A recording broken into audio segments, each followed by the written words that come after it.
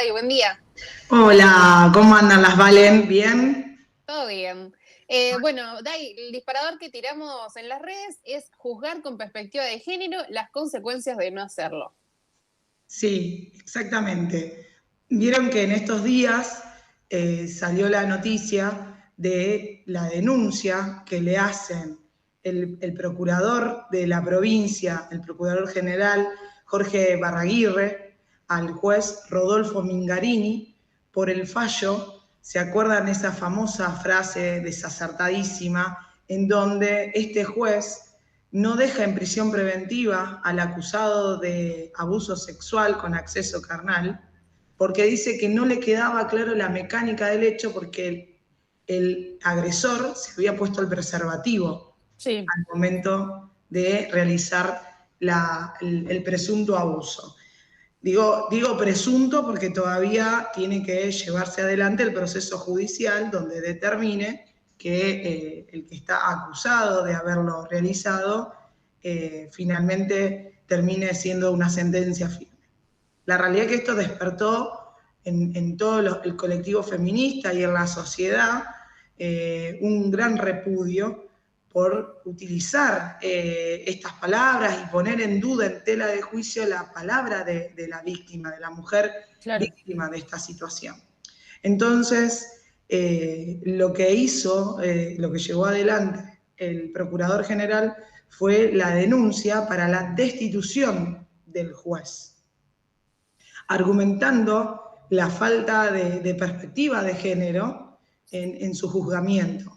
Entonces se formalizó la denuncia y se aceptó, o sea, se declaró admisible. ¿Esto qué quiere decir para la población? Muchas veces se hacen denuncias y dicen, no, esto no tiene nada que ver, no le vamos a dar curso a esa denuncia. Claro. En este caso es al revés.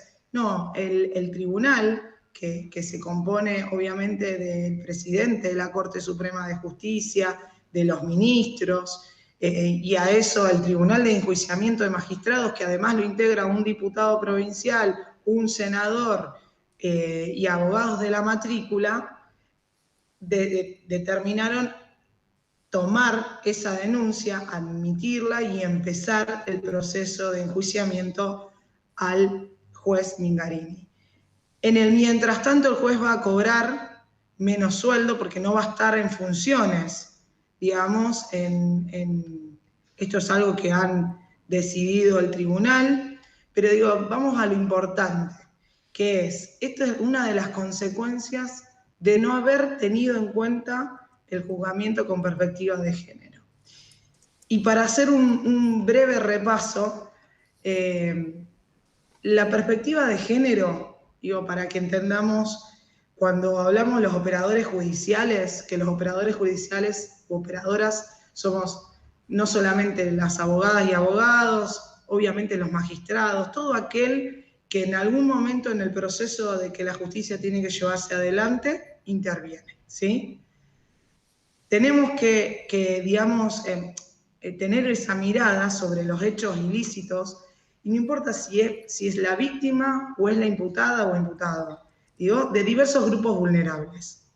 Y esto lo traigo a colación porque cuando hablamos de grupos vulnerables, muchas veces encontramos la desigualdad entre la relación entre el hombre y la mujer, pero además le agregamos que muchas veces esa relación tiene aún más vulneración de derechos que tienen que ver cuando la mujer es pobre, no tiene los recursos, no tiene los estudios, digo, es más vulnerable aún ese grupo. Entonces, la perspectiva de género lo que hace es una herramienta conceptual para mostrar estas diferencias, y hay que tratar de pensar de que esto no es una moda jurídica, porque hoy se habla, no, está de moda ser feminista, o está de moda jugar con perspectiva de género. La verdad que no. Esto viene de 1975, que se empezó a hablar de juzgar con perspectiva de género. Viene además porque está garantizado por nuestra Constitución Nacional el derecho a la igualdad y a la no discriminación, reconocidos gracias a la última reforma constitucional de 1994, en donde se incorporan elementos internacionales a nuestra Constitución. Claro. ¿Esto qué quiere decir? Los tratados internacionales sobre derechos humanos, que tienen que ver también los tratados que plantean la erradicación y eliminación de la violencia, de todo tipo de violencia hacia las mujeres, y eso lo encontramos en el artículo 75, inciso 22 de nuestra Constitución Nacional. Entonces, está garantizado por la Constitución, necesitamos seguir trabajando, pero claramente esto que está en lo formal, en lo material, cuesta llevarlo a la práctica, esta igualdad formal, porque la realidad, y acá digo, tendríamos para seguir hablando bastante, ¿por qué? Porque, por ejemplo, me acuerdo una situación que me surgió cuando estaba en educación, que tomó Estado Nacional y creo que alguna vez lo comentamos en alguna de las columnas. Una docente que se insinúa con un joven de la escuela. Y a la docente un poco más le pedían linchamiento en la plaza pública porque era madre, estaba amamantando y todo el mundo horrorizado por esa situación, ¿sí? Obviamente totalmente reprochable la actitud de la docente. Pero cuando vos empezás a investigar más y empezás a ver una docente en donde falta de ausencia de la familia, donde trata de superarse de la situación de la extrema pobreza que vivía para poder llegar a ser docente y tener, o sea, donde había otro montón de factores de vulneración de derechos previos, que digo, ¿se justifica lo que hizo? No, para nada, en absoluto, totalmente reprochable, pero digo, esto de poner la lupa en las mujeres, sobre todo, porque varones, lamentablemente, hubo siempre muchos más docentes que hubieran hecho esa situación de insinuación, digo. Pero la realidad es que se centró hacia la mujer porque fue difícil, digo, y juzgar con perspectiva de género no implica que no se la juzgue ni no tenga su condena por lo que realizó. Lo que implica es no ponerla en este lugar de, bueno, el azote a la plaza pública, es no agravar, no ser más gravosa, digo, la situación, ¿sí? Entonces, también lo otro que vemos es que esta es una obligación del Estado argentino. Digo, cuando pasó lo de Nahir Galarza también, ¿se acuerdan? Que fue súper estigmatizante hacia las mujeres. Digo, los hombres nos viven matando, nos viven matando. Todo, lamentablemente venimos, todos los días muere una mujer en Argentina, todos los días.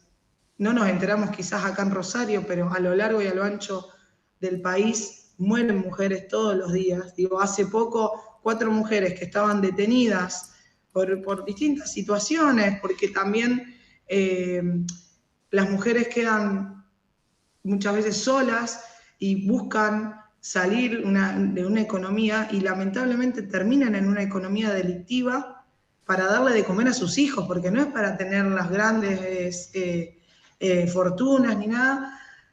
Y 4 mujeres en Tucumán, creo que fue, estaban adentro de una celda en condiciones infrahumanas, digo, en donde tenían, más allá del delito que estaban siendo juzgadas, tenían todo el derecho de estar en buenas condiciones en las cárceles sanas y limpias que dice nuestra Constitución Nacional, y fueron quemadas, carbonizadas las 4 mujeres y las encontraron abrazadas a las 4 mujeres. Se los cuento y se me pone la piel de gallina.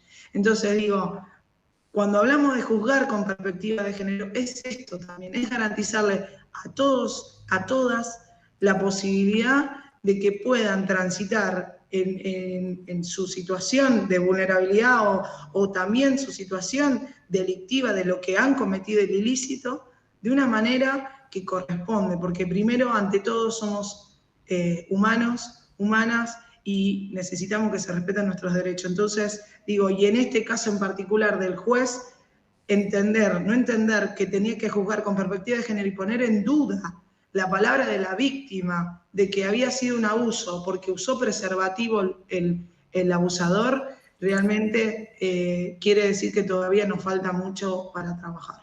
Bien, Dai, bueno, esto es un tema que creo que podemos seguir charlándolo el próximo viernes, pues estamos, Sí. ya son las 9, mirá. Pero el próximo viernes seguimos con este tema, si te parece. Me parece bárbaro, dale. Listo, bueno, buen fin de Dais, nos vemos. Nos vemos, chicas, hasta luego. Bueno.